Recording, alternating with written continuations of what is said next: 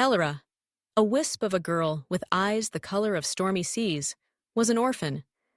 Her childhood had been a patchwork quilt of foster homes, each one colder than the last. She'd learned to swallow her sadness, to hide her longing for a warm embrace beneath a mask of quiet resilience.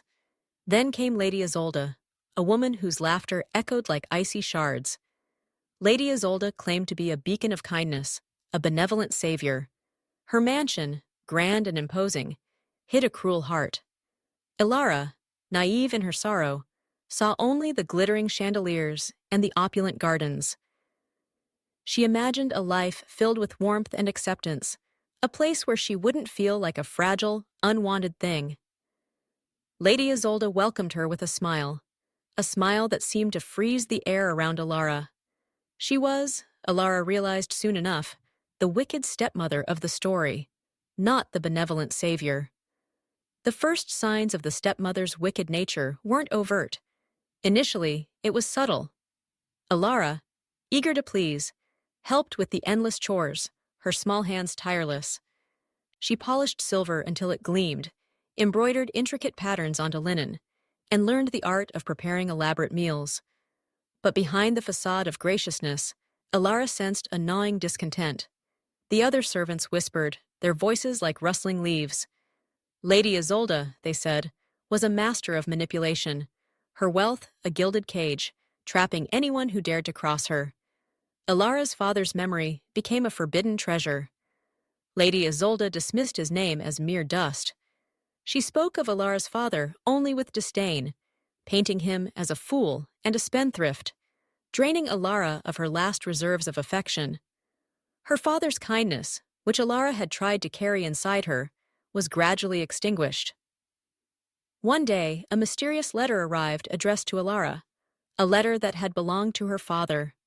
Inside were instructions for a hidden treasure hidden within the mansion's gardens, a treasure her father had promised her. A shiver went down Elara's spine.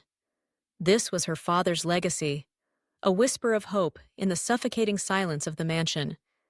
To find it was to fight against her stepmother, against the darkness that had enveloped her life.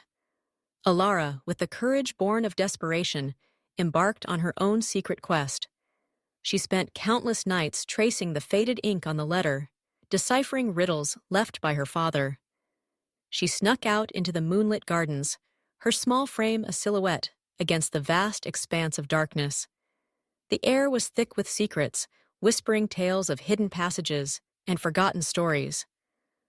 The hunt led her through a maze of overgrown pathways, past towering oaks that seemed to loom over her. Finally, guided by the letter's cryptic clues, she found it. A small, intricately carved wooden box, nestled beneath a weeping willow.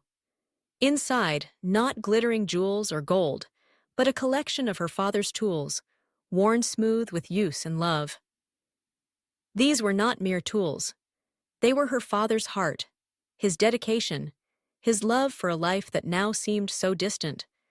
With these tools, Elara found herself in a surprising way. She wasn't just an orphan, she was a descendant of a resourceful and skilled family. She used her father's tools to craft beautiful things from the discarded materials around the mansion. She transformed old, worn furniture into masterpieces, her nimble hands weaving magic into wood and fabric. Elara's handiwork became a secret symbol of defiance against her stepmother's cold, empty world. Elara didn't expose her stepmother's cruelties to the entire world, but she revealed her stepmother's manipulation to the other servants, who were finally motivated to rise up against the wicked stepmother. Lady Isolde, losing her power over the house, was forced to flee. Elara, finally free from the gilded cage, found a new life, surrounded by warmth and kindness. She learned that true treasures weren't found in riches, but in love, courage, and the unwavering spirit of a determined heart. The story of the orphan and her wicked stepmother was now a legend, a beacon of hope in the heart of a community.